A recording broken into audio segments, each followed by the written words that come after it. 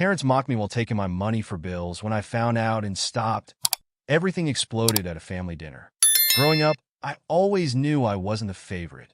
It wasn't something anyone said out loud, but it was clear in 1,000 little ways. My older brother, Ethan, was the golden boy, the star athlete who could do no wrong. I remember how my parents would cheer for him at his games, their faces glowing with pride. They would tell anyone who would listen how talented he was, how he was destined for greatness. Ethan thrived in that spotlight, soaking up the attention and admiration. He was their pride and joy. Then there was my younger sister, Chloe. She was the brainiac, the straight-A student who seemed to breeze through school. Every time she came home with another award or scholarship, it was like my parents' love for her grew tenfold. They would brag about her to family and friends, talking about how smart she was and how bright her future looked. I could see how much it meant to them, how much they valued her success. And then there was me. I wasn't bad at anything, but I wasn't exceptional either. I wasn't the star athlete or the academic genius. I was just there. I worked hard in school, but no matter how much effort I put in, it never seemed to be enough to make anyone notice. My report cards were fine, nothing to be ashamed of, but they didn't earn me a place in my parents' stories or their smiles of pride. I tried to join sports teams, but I wasn't naturally gifted like Ethan. I did well enough in my classes, but no one called me brilliant like Chloe. I was the middle child in every sense, caught between their accomplishments and left in the shadows. What hurt the most wasn't just the lack of recognition. It was the feeling that no matter what I did, I'd never be enough for them. When Ethan won a game, we'd go out to celebrate. When Chloe brought home an award, she'd get a special dinner. But when I worked hard or achieved something, it was met with a pat on the back at best if it was acknowledged at all. I learned to stop expecting praise because it only made the silence sting more. Still, I didn't give up. I wanted them to see me, to be proud of me, to realize that I was worth their attention too. In high school, I got a part-time job to help with expenses, thinking it would show them how responsible I was. While Ethan was off at practice and Chloe was buried in her books, I was working after school, trying to contribute to the family. I hoped they'd notice, but it didn't make a difference. To them, I was just doing what was expected. It's not that they were cruel or unkind, but their love always seemed conditional, reserved for the children who stood out. I felt like I didn't fit into their vision of what success looked like. It was like there was a spotlight in our family, and no matter how hard I tried, it never shone on me. I was invisible, an afterthought in a home filled with applause for everyone else. Looking back, I can see how those years shaped me, how they planted the seeds of resentment and doubt that would grow over time. But back then, I just wanted to prove I was enough, to them and to myself. Little did I know how much that need for validation would cost me in the years to come. After high school, my life became a grind. While Ethan and Chloe were off chasing their dreams and thriving under the protective umbrella of our parents' support, I didn't have that luxury. They had the freedom to explore, take risks, and enjoy the safety net that came with being the family's golden children. But for me, life was about survival. I worked hard, taking any job I could get to stay afloat. There was no time to dream or find my passion. I was too busy making ends meet. Things took a turn a few years after I graduated when my parents called me with a request for help. They explained they were struggling with bills and needed a little extra support to get back on their feet. At the time, I didn't hesitate. Despite everything, the favoritism, the years of feeling invisible, I couldn't ignore their plea. I thought to myself, this is my chance to prove my worth. Maybe if I step up and help, they'll finally see me in a different light. So I said yes. It wasn't easy. I was barely scraping by as it was. My job paid enough to cover my rent and basic necessities, but not much more. Still, I budgeted meticulously to send them what they needed each month. It started small, a few $100s here and there. But as time went on, their requests grew, and so did the amount I sent. They assured me it was temporary, that things would improve soon. Just until we get back on our feet, my mom would say. And I believed her. I had to believe her because the alternative that I was being used was too painful to consider. The sacrifices piled up quickly. I gave up on small comforts like going out with friends or treating myself to something nice. Every penny I earned was accounted for, and anything left over went straight to my parents. I remember nights spent sitting at the kitchen table, staring at my paycheck, wondering how I could stretch it even further. I skipped meals, delayed car repairs, and ignored my own needs to make sure they had what they asked for. When things felt unbearable, I reassured myself, I'm doing the right thing. I'm proving I'm not a failure. It wasn't just the money, it was the emotional toll that came with it. My parents rarely expressed gratitude, but I convinced myself that their silence was a sign of trust. They depend on me, I told myself. That has to mean something. I worked long hours, exhausted and drained, but I kept going. I believed this was my role in the family, the thing that would finally make them proud of me. After all, wasn't that what family was about? Helping each other? But as the months turned into years, the weight of their reliance on me grew heavier. While Ethan and Chloe were living their lives, supported and celebrated, I was in the background, shouldering a burden that no one else seemed to notice. They didn't have to worry about money or make sacrifices like I did. It was just expected that I would handle it. And I did, because I thought it was the right thing to do. Every time I sent them money, I hoped it would change things. I hoped they would finally see me as more than just the other sibling. I wanted them to acknowledge my efforts, to tell me they were proud of me. But no matter how much I gave or how hard I worked, the recognition never came. Instead, their demands became routine, and my sacrifices were taken for granted. One moment sticks out in my memory. I had saved up for months to buy myself a new coat for the winter. It wasn't anything extravagant, just something warm to replace the threadbare jacket I'd been wearing for years. But when my mom called and mentioned they were behind on their rent, I knew I'd have to give that money up. I remember walking into the store, holding the coat I wanted, and putting it back on the rack. Next year, I thought, but next year never came. There was always another bill, another excuse, another need that was more important than mine. Looking back, I can see how desperate I was for their approval. Every dollar I sent felt like a plea. See me. Appreciate me. Tell me I'm enough. But it wasn't enough. Not for them, and not for me. The sacrifices I made, the things I gave up, they weren't acts of love. They were acts of desperation. And while I told myself I was doing the right thing, deep down, I was just trying to buy something that should have been given freely, their love and respect. Little did I know that all the time I spent breaking myself to help them would one day lead to the ultimate betrayal. My sacrifices didn't make them proud. They made me a target for mockery, a lesson I was about to learn in the most painful way possible. The day everything changed is burned into my memory. It started like any other. I had picked up some groceries for my parents after work and decided to drop them off unannounced. I thought it would be a nice gesture, something to ease their burden. I parked my car outside their house, feeling the familiar mix of exhaustion and quiet pride that came with helping them. But as I approached the door, the sound of laughter stopped me in my tracks. It wasn't just any laughter. It was loud, familiar, and unmistakably theirs. At first, I felt a small flicker of happiness hearing them so carefree. But then I caught the words, and my heart sank. Can you believe he still hasn't found anyone? What's he waiting for? 30 years? My dad joked, his tone dripping with amusement. Mike's voice chimed in next. He's probably afraid no one will want him. Emily laughed. Why would they? He's always so serious about his career, but look at him, barely getting by. It's hilarious. I froze on the porch, the groceries feeling like dead weight in my hands. My mother's voice cut through the laughter next. Well, at least he's good for one thing. Paying our bills. Can you imagine how desperate he must be to send us money? What a loser. The laughter grew louder, echoing in my ears, and I stood there stunned.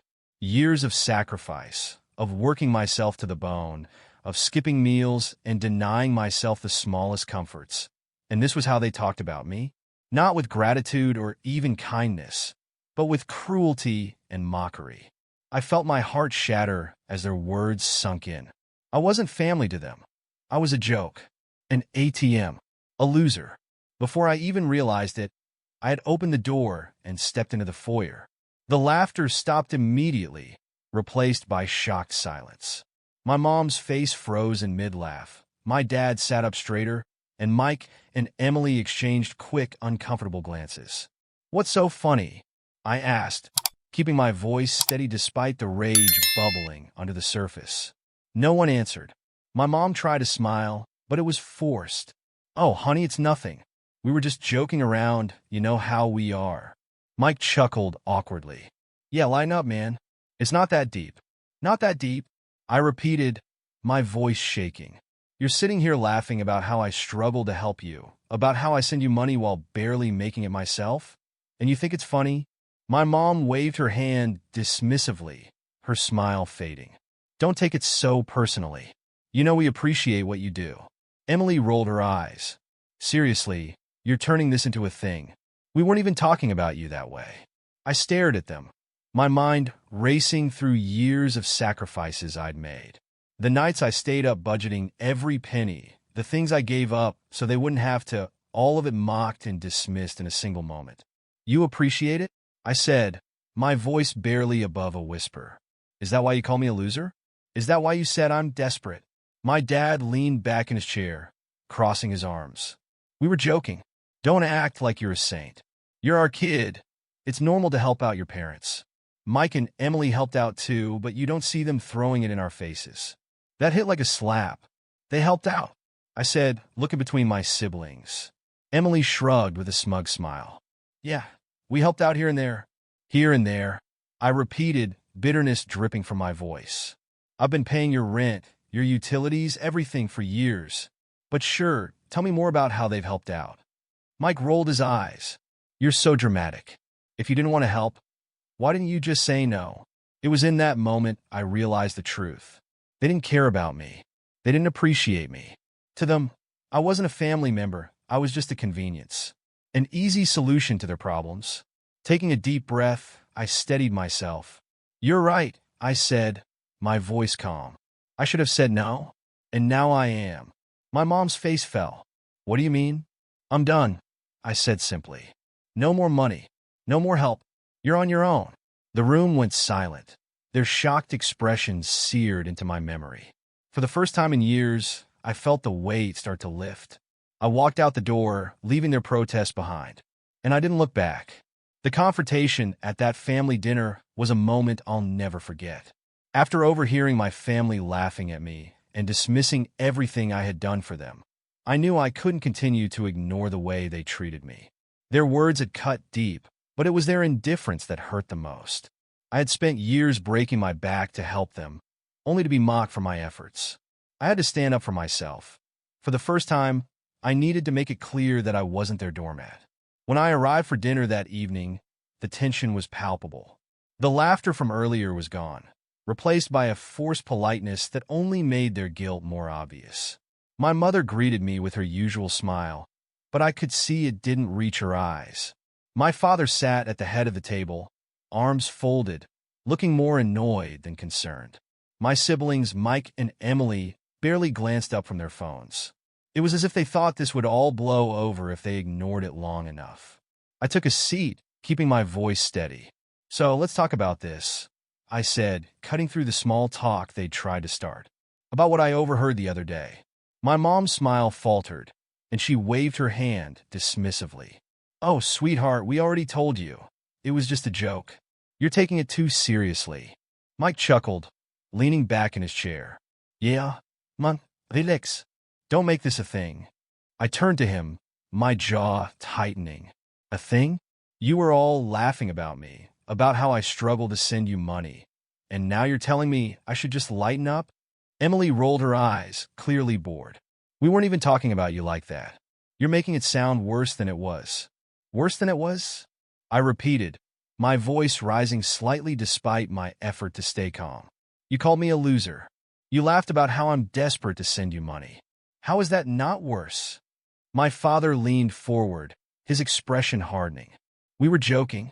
Don't act like you're some kind of saint. You're our child. It's normal for kids to help out their parents. Mike and Emily have helped too, but you don't see them throwing it in our faces. That was the breaking point for me. I looked around the table, my chest tightening with frustration and disbelief. They've helped out? I asked, my voice trembling with restrained anger. Mike, Emily, what exactly have you done to help out? Emily shrugged nonchalantly. We've helped here and there. Here and there, I repeated bitterly. I've been paying your rent, your utilities, and everything else for years. I've sacrificed so much, my time, my energy, my life, to keep this house running, and you're sitting here acting like my efforts are the same as yours? What did you do? Buy groceries once or twice? Mike rolled his eyes, clearly fed up. You're being dramatic. If you hated helping so much, why didn't you just say no? The audacity of his words stunned me. After everything I'd done, they were still blaming me for their reliance on my help. I took a deep breath, steadying myself. You're right, I said finally. I should have said no. And now I am. My mother looked up sharply, her expression shifting from guilt to panic. What do you mean you're saying no? I mean I'm done, I said firmly. No more money. No more help. You're on your own from now on. The room fell silent, the weight of my words settling over the table. My father's jaw tightened, and he leaned back in his chair, crossing his arms. You're being ridiculous, he said finally. You can't just stop helping. We've depended on that money. That's exactly why I'm stopping, I replied. You've depended on it, and you've taken me for granted. You don't care about the sacrifices I've made. You just assume I'll keep doing it because I always have. Well, not anymore. Mike scoffed, pushing back his chair and grabbing his keys. Whatever, man. This is boring. I've got better things to do. Emily followed him, barely looking at me as she said, same. Enjoy your little tantrum.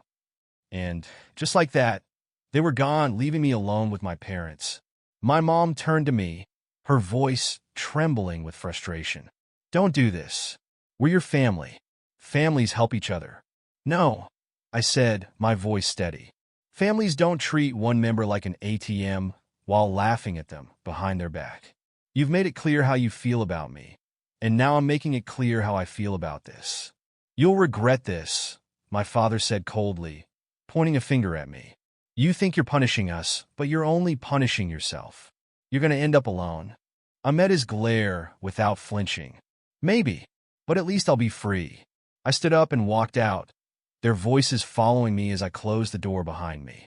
For the first time in years, I felt something I hadn't expected. Relief. The weight of their demands, the endless cycle of sacrifice and resentment, was finally lifted. I didn't feel guilty. I felt free. It was the start of a new chapter, one where I finally put myself first. After that confrontation, the fallout came quickly and relentlessly. At first, my parents pretended nothing had happened, likely assuming I'd cool off and fall back in a line like I always had. But when the first month rolled around and I didn't send the usual money, the phone calls began. My mother was the first to reach out, leaving voicemail after voicemail. Hey, sweetie, her messages would start, her tone overly sweet. I think you might have forgotten to send the money this month. Can you send it today? We're behind on bills. Her tone shifted as the days went on, becoming sharper with each message. Is everything okay? Why aren't you answering? You know we depend on you. Call me back. I ignored them all, unsure if I could hold firm if I actually spoke to her. I was used to her guilt trips and emotional manipulation, and I wasn't ready to face that yet. But when my dad called, his tone was different. He didn't beat around the bush. What's up with you? He asked brusquely when I finally picked up. You didn't send the money. I know, I said, keeping my voice calm. Well, what does that mean? He demanded, his frustration clear. We're counting on that money. You've always sent it on time. Not anymore, I replied firmly. There was a long pause before he spoke again, his voice rising. You can't just stop. Do you know how far behind we'll be? Why are you doing this to us? Because I'm tired of being treated like garbage, I said bluntly. If I'm such a loser, stop expecting me to take care of everything. That shut him up for a moment, but then he switched tactics. We need to talk about this. Your mother wants to have a family dinner tomorrow. You're coming. Part of me wanted to say no, but curiosity got the better of me. Maybe they'd finally realize how wrong they'd been. Maybe they'd apologize or at least try to explain themselves. Against my better judgment, I agreed. The next evening, I arrived at their house to find the atmosphere tense. Mike and Emily were notably absent, which wasn't surprising. They rarely stuck around for anything that didn't benefit them directly. My mom had made her go to family dinner, lasagna, but no one looked hungry. So, my mom began hesitantly. We wanted to talk about this money situation. There's nothing to talk about, I said, cutting her off. I'm not sending it anymore. Don't be stubborn, my dad snapped. We're your parents. You owe us respect and support. I don't owe you anything, I shot back. You've spent years taking from me without a second thought, and now you're acting like I'm the selfish one? That's not how families work, my mom said sharply, her tone shifting from pleading to scolding. Families help each other. We've done so much for you. I raised an eyebrow. Like what? She blinked, caught off guard. We raised you. And that's the bare minimum of being a parent, I replied. You don't get a reward for doing what you're supposed to do. My dad slammed his hand on the table, his face red with anger. Watch your tone. You think you're punishing us, but you're only proving what a selfish mistake you are. That stung, but not in the way he intended. Instead of feeling hurt or angry, I felt a strange sense of clarity. A mistake, huh? I said, my voice calm. Well, if that's how you feel, I'll make it easy for you. I'll stay out of your lives from now on. Don't call me, don't text me, and don't expect anything from me. You can't mean that, my mom said, her voice trembling. We're your family. No, I said, standing up. A family doesn't treat one member like an ATM while laughing at them behind their back. You made it clear how you feel about me. Now I'm returning the favor. My dad pointed a finger at me. If you walk out that door, don't come back. I nodded. Good. That's the plan. And with that, I left. For the first time in years, I felt like I was finally in control of my life. I thought I'd feel guilty, but I didn't. I felt free. The days that followed were filled with calls and texts from my family, each more desperate than the last. My mom's messages swung wildly between guilt trips and attempts at manipulation. You're being so unfair, one text read. We're struggling, and you're just abandoning us. Mike even chimed in, texting, you're blowing this way out of proportion. Grow up. I ignored all of it. The cycle of guilt and obligation they had used to control me for years no longer had power over me. For the first time, I was prioritizing myself, and it felt like a weight had been lifted off my shoulders. Cutting off my family financially felt like reclaiming my life. But as the days turned into weeks, I began to see just how deeply I had been taken advantage of, and just how little they respected the sacrifices I had made. At first, the silence from my family was deafening. After years of constant demands, the absence of their voices in my life was jarring. Yet, it brought me a sense of relief I hadn't known I needed. Then the messages began to trickle in. My mother's texts became more desperate. Did you forget to send the money? We're behind on the bills. Why are you ignoring us? You're punishing us for no reason. Please just send something for this month. We'll figure the rest out. When I didn't respond, my father's calls started coming. His tone was always impatient, as if my absence was an inconvenience rather than a consequence of their behavior. We need to talk, he said during one call.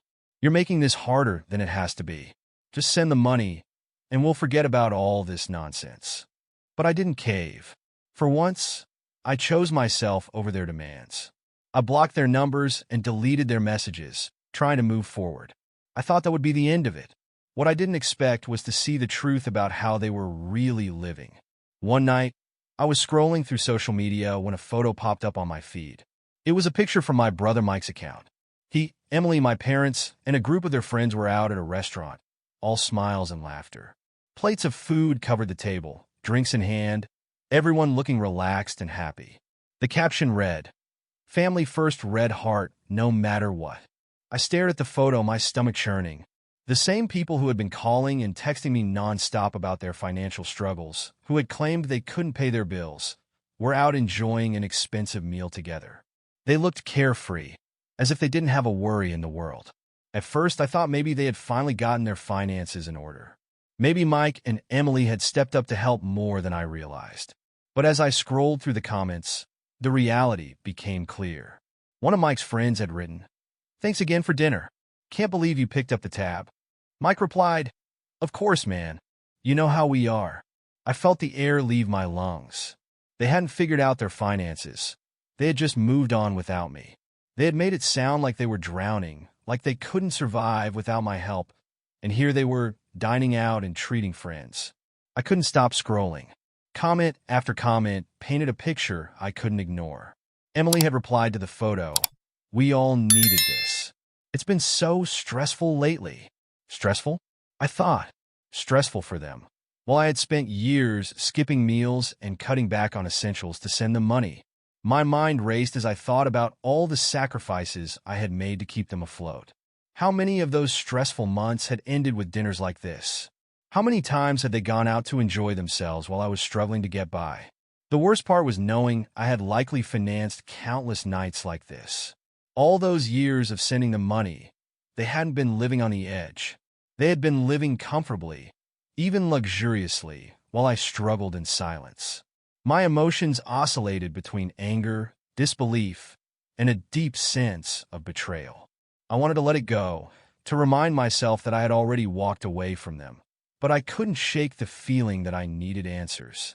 Against my better judgment, I called my mother. She answered on the first ring, her tone cautious. "Hey, I wasn't expecting to hear from you," she said, trying to sound upbeat. "I saw Mike's post," I said, skipping the pleasantries. "The one where you're all out at that restaurant." There was a long pause. "What post?" she asked, her voice tight. "The one where you're having a great time, eating out with friends and laughing, while you're telling me you can't pay your rent," I replied, my voice cold. Her tone shifted immediately. "It's not what you think," she said quickly. "We've been under so much stress, and we just needed a little break. You wouldn't understand." "Try me," I said. "How long have you been lying to me? How many times have you used the money I sent for things like this?" "It's not like that," she snapped. "We've done everything for you, and this is how you repay us? Maybe you're the selfish one." Her words felt like a slap. "Everything for me?" I said, my voice trembling with anger. "You mean you took and took, without ever once appreciating what I was giving up for you? And now that I'm done, I'm the selfish one? How does that work?" She tried to turn the blame back on me, but I had heard enough. I hung up, blocking her number and the rest of my family's contacts. I couldn't let them manipulate me anymore. In the weeks that followed, I discovered more about their spending habits. Mutual acquaintances let slip that Mike and Emily had taken over paying the bills, but were already struggling. Apparently, managing the family finances wasn't as easy as they had thought. I also heard whispers of how my parents had hosted small gatherings and outings, even as they complained about being broke. What hurt the most wasn't just the lies. It was the realization that they had never truly needed me. I had been their safety net, their easy solution, and they had taken full advantage of that. All those years of sacrifice had been for nothing. But as the weeks turned into months, I began to feel something new: relief. I was free from their endless demands and manipulations.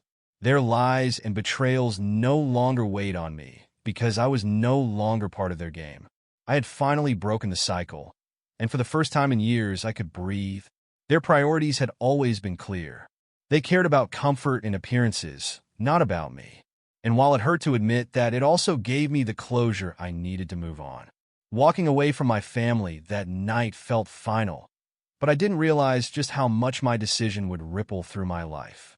After years of being at their beck and call, I was finally standing up for myself, and they didn't know how to handle it. The following weeks were a barrage of guilt trips, angry messages, and desperate attempts to reel me back in. I had expected some pushback, but their inability to respect my boundaries cemented my decision. At first, my parents' calls and texts were relentless. My mom sent a string of messages oscillating between anger and desperation. "Don't do this. We're your family. You're being so unfair. We've done so much for you. How can you abandon us like this? You'll regret it." I ignored every message, each one making it clearer that their concern wasn't for me, but for the loss of their safety net. My father, on the other hand, took a different approach. His calls were curt and direct, like I was an employee failing to meet expectations. "When are you going to come to your senses and send the money?" he asked in one voicemail. "This tantrum is going to hurt you more than it hurts us." My siblings, Mike and Emily, chimed in as well. Mike sent a text accusing me of overreacting. "You're making a scene over nothing. Mom and Dad are pissed, and it's your fault. Grow up." Emily was no better. You're so selfish. They're our parents. They did everything for us. You don't just abandon family. Their words stung, but I had heard it all before. Their perspective was clear. I existed to make their lives easier, and my refusal to comply was an inconvenience, not a loss. What hurt the most was that none of them reached out to ask if I was okay or to apologize for how they'd treated me. They weren't trying to mend a relationship. They were trying to control me. The breaking point came a few weeks later when my parents showed up at my door unannounced. I opened it to find my father glaring at me, his arms crossed, with my mother standing behind him, her face etched with frustration. "We need to talk," my dad said, trying to push past me into the house. I stepped in front of him, blocking the doorway. "You're not coming in? What do you want?" My mom sighed dramatically. "This is ridiculous. We're your parents. Are you really going to treat us like this?" "Yes," I said firmly. "After everything you've said and done, this is how it's going to be." My father's tone grew sharp. "We're behind on the mortgage. Mike and Emily can't cover it, so we thought." "No," I interrupted, crossing my arms. He blinked, momentarily stunned. "What do you mean, no?" "I mean, I'm done. I'm not helping you. Go ask Mike and Emily. They're the favorites, right? Let them handle it." "They already told you they can't," my mother snapped, her voice rising. "They have their own lives, their own expenses. And I don't." I shot back. "For years, I've been killing myself to keep you afloat while they did nothing. You didn't care about my life then, so don't come here pretending to care now. You're on your own." My father's face turned red with anger. "You think you're teaching us a lesson, but all you're proving is how selfish you are." I smiled bitterly. "Good. Then we're finally on the same page." I closed the door in their faces, ignoring their protests and shouts. It was the last time I saw either of them. A few weeks later, my mom returned alone, looking tired and worn. Her voice was softer this time, almost pleading. "Please," she said quietly. "We're going to lose the house."